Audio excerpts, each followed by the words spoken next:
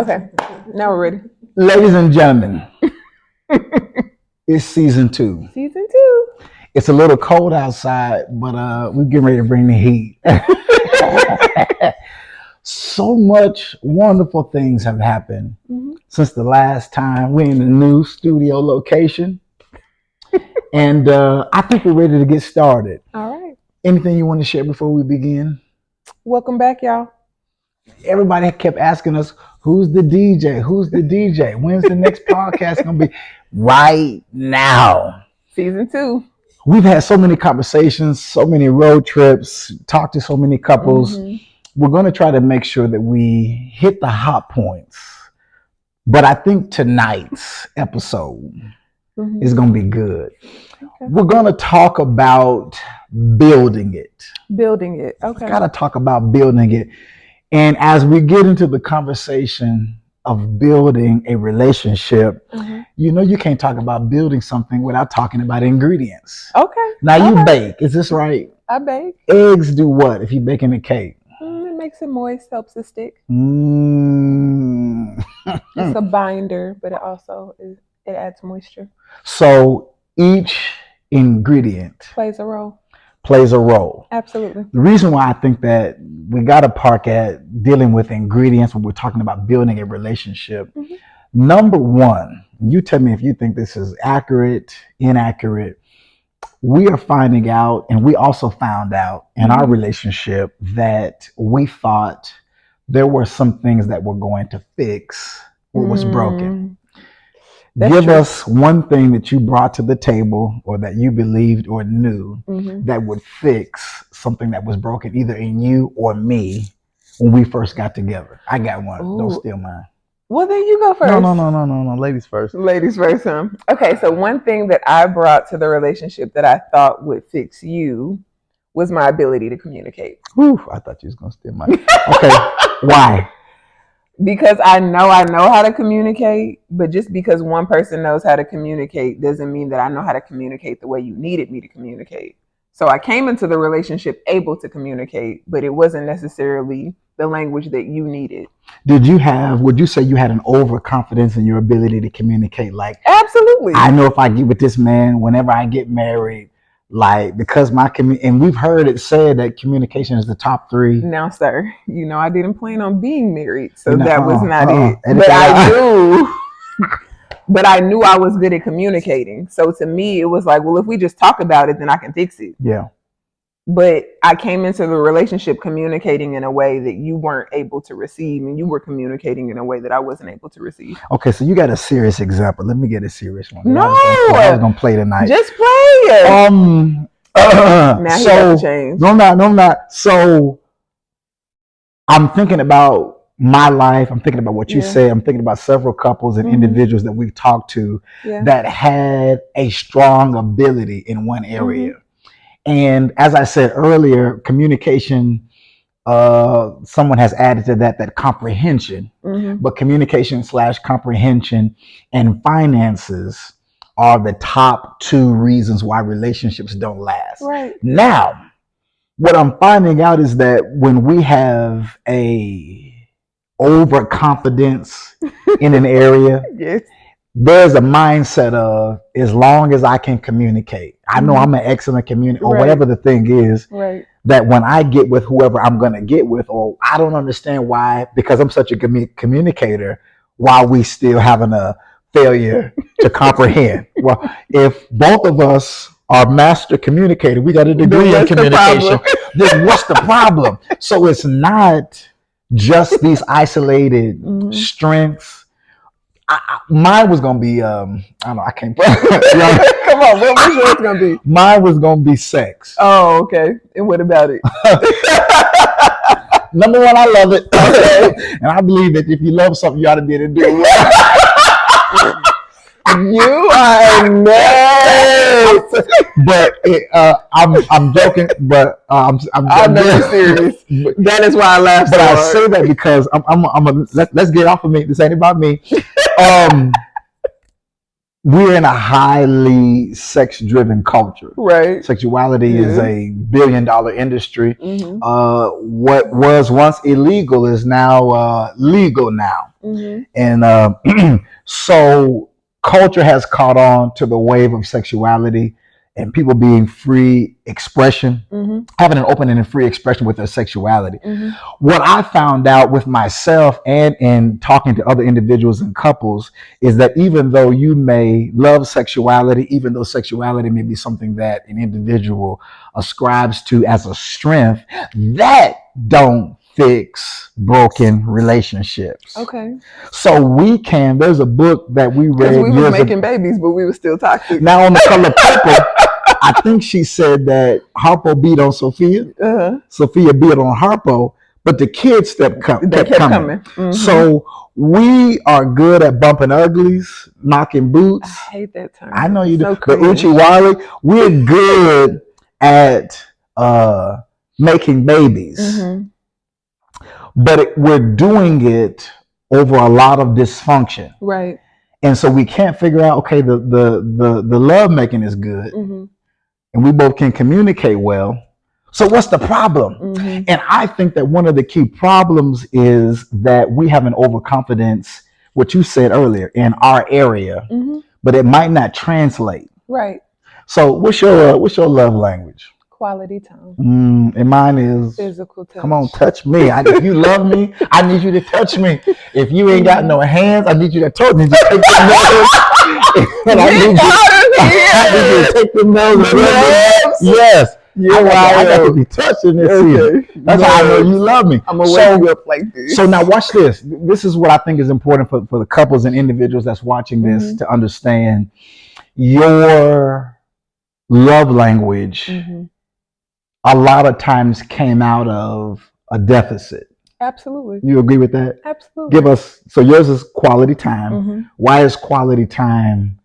Because I lacked that in my childhood and my upbringing. Like I wanted those moments. I wanted to be like around people, but I just felt alone a lot growing up. So for me, it's just vitally important in my relationship that I have it. Now walk with me. Okay. You follow it? So mine is physical touch. I missed out on, really from my father and my mother, no fault to her. She was busy trying to make up the income of a loss. Yeah, the difference of the income. And so I found out, and I didn't even really realize this until I was an adult.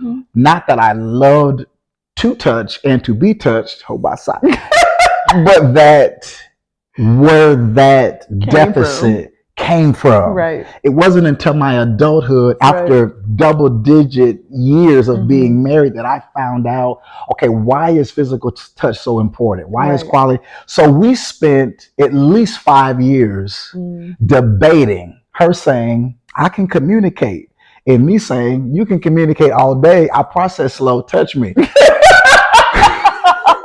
So we fought and dialogued and disagreed and wasted virtue and time, not understanding the ingredients that the other was bringing to the relationship to enhance it. Right. So I want to ask you this. Okay. So you came to the relationship a good communicator, right? Needing quality time. Absolutely. Now, tell me what story you told yourself about the lack of your quality time. Because while you're thinking about that, this is why this is important. Because if we're going to build a relationship, y'all need to get this. I think this is so important. Let me hit your point.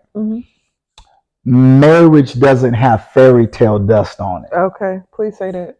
Marriage don't have fairy tale dust on it. Come on, spring. It doesn't have fairy tale dust. Now we know this. Everybody's shaking their head like, yeah, we know it in theory. But in our subconscious mind, we still want it to be a fairy tale. Why? Because that's what we see. That's what has been pushed into our narrative growing up.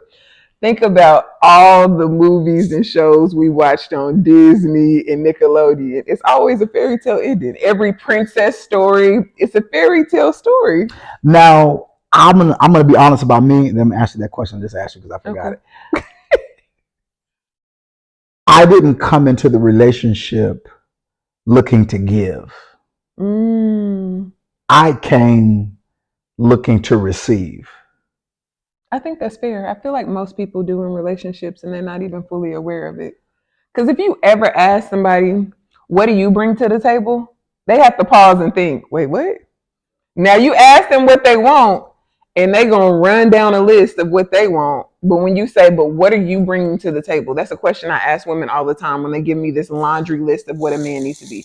What are you bringing to the table? They go, what? Because they haven't even thought about it. And it's still not accurate if we have self-assessed what we brought to the table. This is true. If you are high in your own supply and you say you're the best fried chicken, you're the barbecueologist, you're the best baker in your city, right? Who and nobody has tasted your food other than the people who have to eat your food, you can't. How are you going to qualify that you're the best cook in your neighborhood and the only people who've tasted your cooking is underneath your roof? You just chose violence. I'm sorry. And the people that in your body count, if we were to interview them, what would they say? What would they say? Now, I've talked to some sober people who have done a history on what they brought to the table, and they say she's crazy, he's crazy here, he's crazy here, she's crazy here. Right. But in this area, can't nobody touch him. Can't nobody touch. That's called truth being translatable to every relationship. It don't change. So if you're a good communicator in this relationship, you should be a good communicator in the next one, unless you high off of your own. And you really ain't a good communicator. You talk to yourself in the mirror, and there's nobody to rebuttal or ask questions. Not in the mirror. You know how you argue with somebody and you be in the shower, I should have said, well, you didn't say that. Yeah. So we have to deal with what was actually said and move forward with that. Okay. So what about, you said about quality time. Quality time. What did you tell yourself about the deficit? Because I'm going to ask you why that's important. Because when we're in relationship and when we're in conflict and we're trying to work through something, in order to build these ingredients, whatever ingredients that you're going to use to build your relationship, because it's not overnight. I got to tell you something about pain. Marcus, remember, we got Marcus behind the camera tonight. Y'all shout out to Marcus, our audio visual engineer. Marcus, I need you to give me a bookmark on pain. Just say repeat pain. Repeat pain. The problem with pain.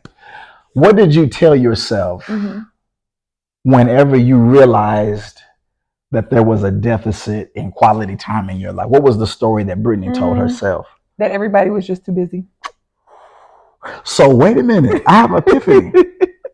Yes. So when I failed to, or there wasn't enough time, either one, for quality time, before we ever got to a conversation, the thought was what?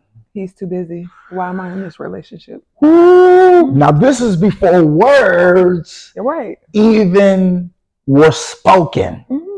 So when we're talking about building, there has to be a layout of the land. And most of us haven't done it. We did this back, I almost said aspect. We did this backwards. We did it with putting the cart before the horse.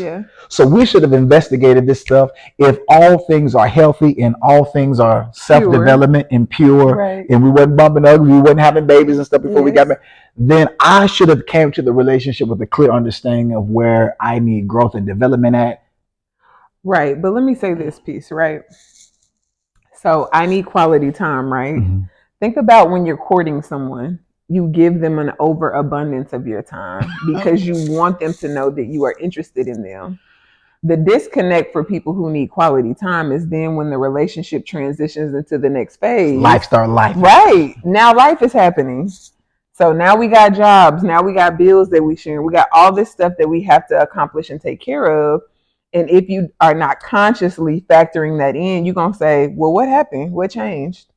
Why you don't like me now? Because you used to give me all of this time. Now we're not factoring in all this quote unquote time I'm talking about I'm getting. It was after we had worked a full-time job, got home, got settled, and then we called in and talking for a couple hours. Right. It wasn't like all day long you on my phone like, what's going on? What's going on? What's going on? It wasn't that. Wow. So before the conversation about the lack of quality time came up, not only was there a story that you told, Mm-hmm. but you had evidence. Yeah. Woo! So we got. But you can use that almost with every love language. That's what I'm saying. Because like physical touch, like in a traditional Christian relationship, is not required like it is after marriage. So a man can feel rejected if like for you, your physical touch. So when we got married, if I would have neglected you in that area, you would have felt like, dang, she don't love me. Now you didn't consider that before we got married because it wasn't a requirement. But now that we married, it's like, okay, where you at? Oh, I would have been downtown at the courthouse. Sign, annul it, rip it up. Oh no, she ain't. Not only she talking crazy, and she ain't touching me. Oh, and she ain't touching me. Oh yeah, but thank God for So I want to be clear. Mm-hmm. I want us to be clear that, and you said it earlier. We know in theory that these relationships have to be built. Marcus, what's my plug? The pain crisis.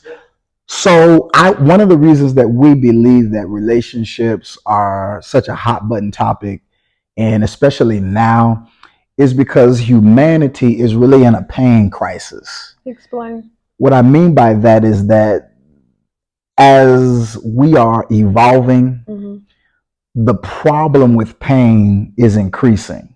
As the economy falls through the roof, what we see politically, what we see racially, what we see economically, you look at any area of pop society, mm-hmm. there is a pain problem and people are looking for a solution. This is why obesity is at an all-time high. This is why the prescription drug industry is booming. Mm-hmm. This is why crime is, etc. You can just look in this is one of the reasons why I believe that sexuality. What you about to say? What? Go ahead, I'm gonna let you finish your thought, and then I'm gonna say why the beauty industry mm-hmm. is increasing the way that it is. Yeah. Why we see more people in the gym. It ain't because of health, mm-hmm. but I think that it is because people are looking to something or for something mm-hmm. to solve or to medicate mm-hmm. their pain state. Right. And relationships just happens to be one of those vehicles that we believe that we can get into that's gonna fix the to pain. Avoid our pain. Now let me hear it. Okay, so here's the thought, right? From a nurse perspective, I need it. Pain is an indication that something is wrong. So you're supposed to when a person is in pain, we say, where is your pain at? Because that's going to tell us where the problem is. But we never stop long enough to find the origin of the pain. Instead, we try to use other things to cover up the pain. Wait a minute. You're taking it too fast. Rewind. Okay. Go ahead. Let me get this good all out. Here's an example, right? You said the beauty industry is booming, right? So the pain of that little girl feeling like she didn't fit in, that she wasn't pretty enough, that she wasn't cute enough. She's now willing to spend thousands of dollars on someone else's hair, thousands of dollars on someone else's makeup. Or fake booty. Thousands of dollars on plastic surgery to look like what she's seeing online, even though what she's seeing online is not real. Sis, get dressed. Sis, my brother, get dressed. Mm-hmm. If you've been naked for 10 years, out here, your face has been painted on for 10 years. Now, if you just paint it on, just because you want to paint it on, then keep painting. Picasso. But if you painting it on, if you strapping it down, if fellas, if you in the gym, if you Beijinging it, if you got a unit, if whatever you're doing to mask and that is tormenting you. Yeah. And you still ain't got what you entered into it to get dressed, wipe that. Okay, I'm sorry. It's okay. So we're taking the beauty industry, right? Beauty industry. So people are spending, like literally, these industries are like doubling and tripling every year because people are spending so much money. Yeah. Number one, why do you want to be a clone? Why does everybody want to look the same? It defeats the purpose. Everybody is not blessed enough to have freckles. But I'm saying, like, the point is that we are all supposed to be unique and different. That's what makes us beautiful. But instead, society has taught us, I need to look the same. You can get in this box. So right now, plastic surgery is the new craze. I want a BBL. I want boob implants. But when we was growing up, it was, I need to be flat as a board. Well, so it changes. Both. Okay, you're different. Don't make that face. If you look at culture and what was on TV, I'm sorry. I got pictures. I'll post a picture for y'all because his reference is y'all don't want to know what his reference is, okay? You just said. But I'm saying like it's gonna continue to change. Yeah. But people are taking drastic measures now because they have access to more things to make these changes. So in 5 or 10 years, when that's not the craze anymore to have a BBL and implants, now you gotta freckles. They are. Now you got to go back to the plastic surgeon, pay them more money to get stuff undone to try to fix it to look natural because everything been stretched out and look crazy. Instead of just saying, okay, wait, why do I feel so insecure about the way I look anyways? What's wrong with me? Because normally it's not something that's wrong with you, but it's a pain that occurred early on that fortified what somebody else already said. So now say that again. You said that when we're in pain from a medical perspective, pain is an indication that something is wrong in the body. Did y'all get that? What we're used to in our culture is just moving through it. Right. Pain pills mask it. It doesn't fix the source of pain. You have to investigate where that pain is coming from. So when they do imaging, when they do surgeries, they're trying to locate what is causing the pain, because pain medicine is not the fix. It's just a Band-Aid. So not only do we have to identify, this is individual work. This is before you sit down in front of a therapist or a couples counselor, I should say. This is individual work. And one person may be ready and the other person may not be. And that's something that has to be dealt with, that should have really been investigated when we did the video on Help I Married Potential. Okay. This should have been identified before this individual was considered for candidacy. Right. What do I do now? Now you got to buckle up and you got to ride it out, or get off the pot. Ooh. Or get off the pot. But it doesn't change the work that needs to be done individually. What I think is so beautiful about our relationship after 17 years is that both of us made a decision.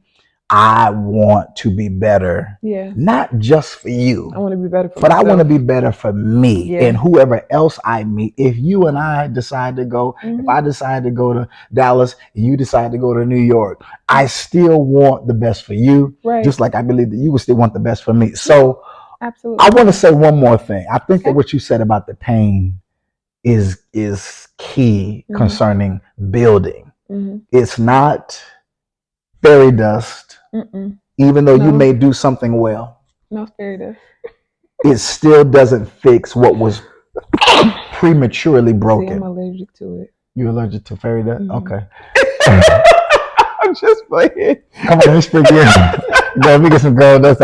So even though an individual, let me talk to the individual, we stop. Even though you do what you do well, that still might not be that other individual's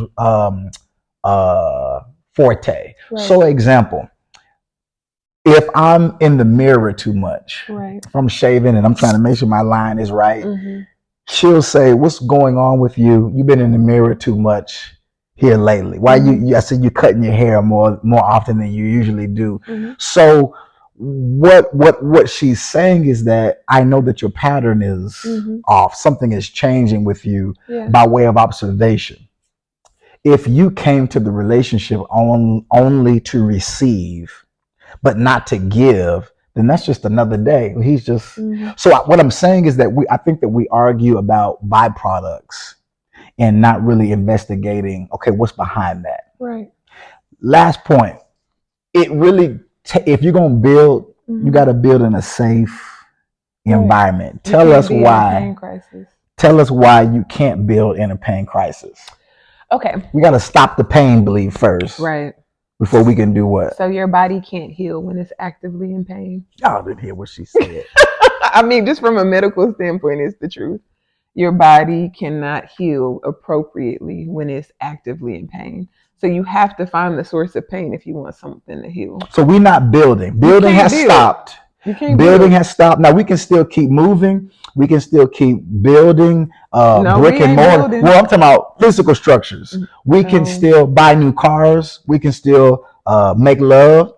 I'm not gonna say your word. Would you say the word you hate? We can still keep cooking and making meals and going on trips and taking pictures and starting on the gram. We can be robots. We can be robots, but say what you just said again. But if if we're in pain, yeah, you can't heal in pain. a Which pain means crisis. you can't build nothing. So how many Healing is literally ourselves rebuilding what we need to be whole. So how many of us think that we're really progressing because stuff is being We're accumulated? accumulating stuff. But if we're in a pain crisis, we really, let's say if we've been together 17 years. Okay, here is a nasty thought, right? Oh God. I'm gonna let you end with this. I feel like some people get so acclimated to living in pain that they then just make external things be the measurement for if they are building or not. So really they're still empty because they haven't done the work to end the pain so that they can build.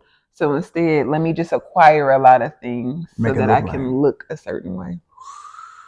So we've got every couple, whether you've been in the game double digits or single digits, if you're single, if you're looking to, even if you're not looking for a romantic relationship, this still shows up in friendships. This shows up with parents. And so if you are alive, if you got blood running through your veins, you owe it to yourself. You owe it to the relationships that are in your life to make sure that you are clear on where you came from, what story you told yourself about whatever happened to you, and to make sure that when you sit down with someone else, you can really be present to have that conversation and not living out of it looks like. Does that make sense? Being healed is a key ingredient to building it. You should say it so sweet. Say it like, say it in a whisper like you just said it. It's the truth. Say it again. Being healed is a key ingredient to building it. So we can't build without healing. Right. Okay. Yeah. So you can't build a house without concrete, unless it's one of them. You know, you want a sure foundation. Come on now, Christ, the solid rock I stand. All of the ground. Sinking sand. Oh, y'all don't want the word on the part. Y'all thought we were gonna bring the word in. We talk about it all. I think this has been so good. What would you say are some ingredients needed to build a healthy relationship? How much time we got? Safety. Safety. Not just, I'm talking about an environment. Right. Investigating what that individual needs, what you need to be safe, because a safe environment don't look the same for everybody else. So I'm going to say safety. Safety. Not only communication, but comprehension. That's good. I like that. Listening. Yeah. Oh, honesty. True. I think honesty is a byproduct of safety. Yeah. Give me one. Come on, give us some. You just gonna quiz me? Give me one. Okay. What'd you say? Being healed. Being healed. Woo. So, but if it's going to work, if it's going to grow, if it's going to last, there are just some things that you can't Photoshop, you can't filter. Listen, you can't. You're gonna be miserable. Yeah, you gotta have it. People be wondering how folks can be filthy rich, be famous, and still like commit suicide. This is why. Because it was unalive. Unalive. Yeah, you can't say the algorithm. Marcus, cut it out. Unalive. Unalive. Yeah, so it's I'll tell you later. Oh, okay. But I agree. We've got the image thing so bad with our culture, and it's infiltrating into our relationships. So we're on this couch, robbing people of real joy, and that's why we on this couch, in a new season, right? Coming with that same heat. Do the work, but please know that it's possible. For grown folks. Marriage is, say it. We say on 3. 1, 2, 3. Marriage is for grown folks. I like that. That's good. See y'all next. See y'all. Dang.